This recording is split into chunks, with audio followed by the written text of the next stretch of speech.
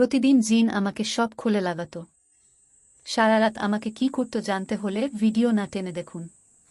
Channel নতুন হলে subscribe করে পাশেই থাকুন। আপনাদের একটা সাবস্ক্রাইব আমাদের ভিডিও বানানোর অনুপ্রেরণা জাগায়। দ্বিতীয় পর্ব গল্প শুরু করি। রিয়াজ দৌড়ে এসে তাজকিয়াকে কোলে নেয়। এরপর বিছানায় ফেলে দিয়ে ওর উপরে ঝাঁপিয়ে পড়ে।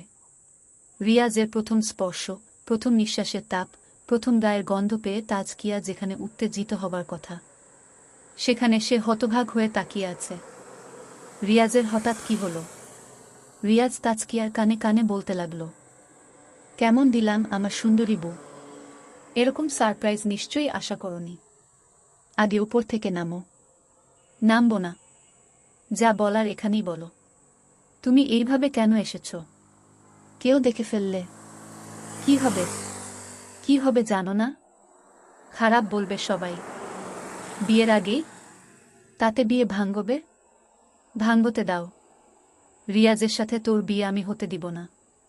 হুট করে লাফিয়ে উঠে তাজকিয়া। রুমের কোথাও রিয়াজ নেই। তাজকিয়া তার বুকের দিকে তাকিয়ে দেখে, আবারও ব্রা খোলা। এইবার আর বসতে বাকি নেই, ওটা জিন ছিল। তাজকিয়া আবার ফুপিয়ে কাঁদতে থাকে। এইবার যেন তার মনে হচ্ছে রিয়াজকে সে সব সময়ের জন্য হারাবে।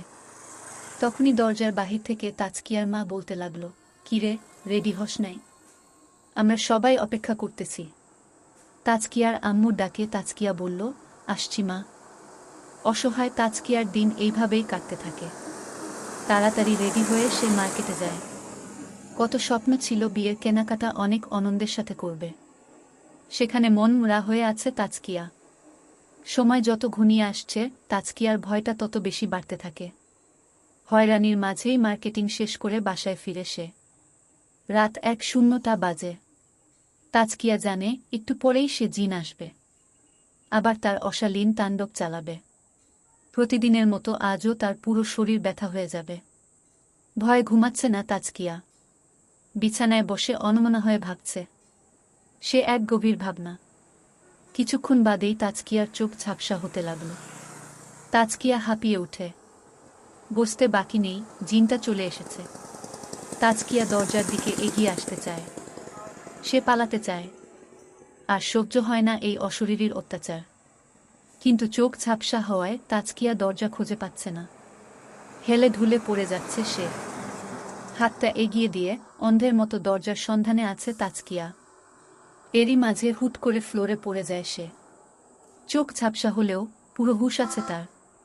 তখনই তাজকিয়া অনুভব করে তার পিঠের নিচে কেউ হাত ঢুকায়। তাজকিয়া চটপট করতে থাকে। অদৃশ্য হাতটি তাজকিয়াকে তুলে কোলে নেয়। এরপর বিছানার দিকে নিয়ে ফেলে দেয় তাকে।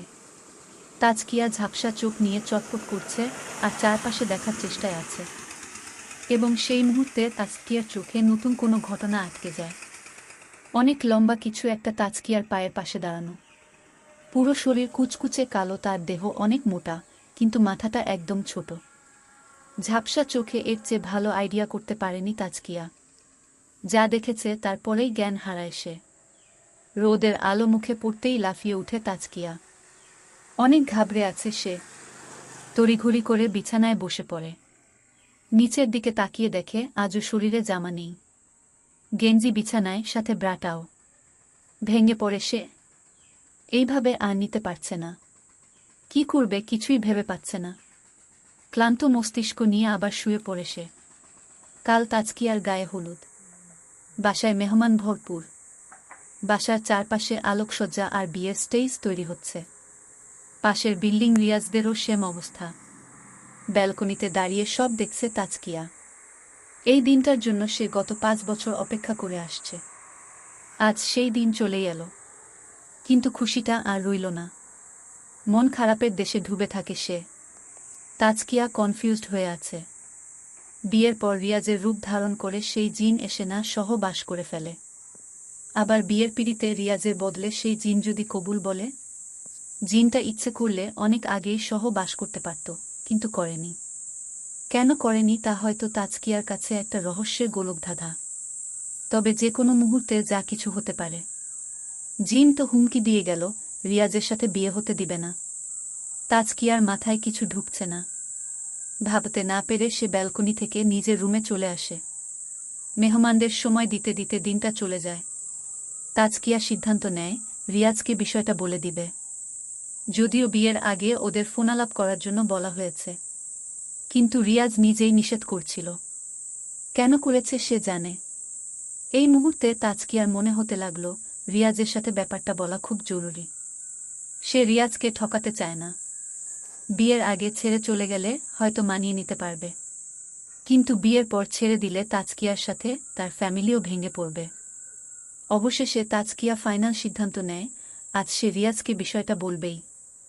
সন্ধ্যা করে সে বাসার বাহিরে আসে। রিয়াজের ছোট ভাইকে বলে রিয়াজকে যেন নিচে আসতে বলে। রাজু রিয়াজের কাছে না গিয়ে সোজা রিয়াজের মাকে বিষয়টা বলে। রিয়াজের মা রিয়াজের রুমে গিয়ে রিয়াজকে বলে, রাজু এমনি ছোট মানুষ, তাছাড়া সে যাই কিছু হোক সবার আগে তার আম্মুকে বলবে এবং পরে অন্য কাউকে বলার প্রয়োজন মনে করে না। এদিকে তাজকিয়া বাসার নিচে দাঁড়িয়ে আছে। হঠাৎ তাজকিয়ার ঘাড়ে কারো হাতের স্পর্শ। পিছনে তাকিয়ে তাজকিয়া দেখতে পায় রিয়াজ চলে এসেছে। তাজকিয়া রিয়াজকে হুট করে জড়িয়ে ধরে। রিয়াজ তাজকিয়াকে সামলে নিয়ে জিজ্ঞেস করল, কি হয়েছে? এমন আতঙ্কিত দেখাচ্ছে কেন? আমি আপনাকে একটা গুরুত্বপূর্ণ কথা বলতে এসেছি, দয়া করে পুরো কথাটা মন দিয়ে শুনুন। বলো। আপনি প্রমিস করেন শোনার পর আমাকে ছেড়ে যাবেন না? বলো তো আগে। এরপর তাজকিয়া প্রথম থেকে শেষ অবধি সব বলে। ও আচ্ছা, জিনটাকে কখনো দেখেছ? না, ঝাপসা চোখে তার কালো রংটাই দেখেছি। দেখো তো, এমন কি না? এ বলেই রিয়াজ তার চেহারা বদলে ফেলে। তাজকিয়া আশ্চর্য হয়ে তাকিয়ে আছে। লাল লাল দুইটা চোখ আর কালো চেহারাটা আর সামনে। পিছন থেকেই রিয়াজ তাজকিয়াকে ডাক দেয়। তাজকিয়া পিছনে তাকিয়ে দেখে রিয়াজ দাঁড়িয়ে আছে। দৌড়ে তাজকিয়া রিয়াজের কাছে যেতে যেতে রিয়াজ অদৃশ্য হয়ে যায়। আবার তাজকিয়া অবাক হয়ে যায়।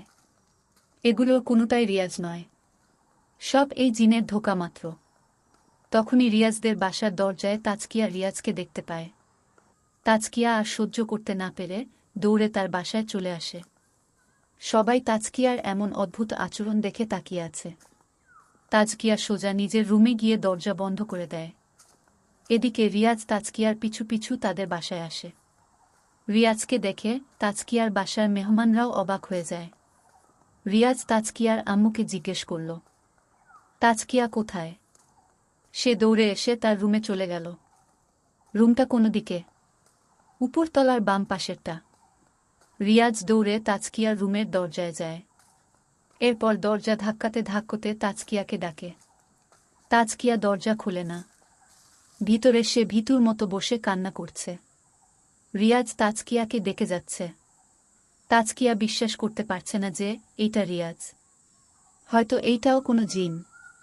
রিয়াজের প্রতিটা ডাকে তাজকিয়া আরও জোরে কান্না করতে লাগল। কোন জেলা থেকে দেখছেন কমেন্ট করুন।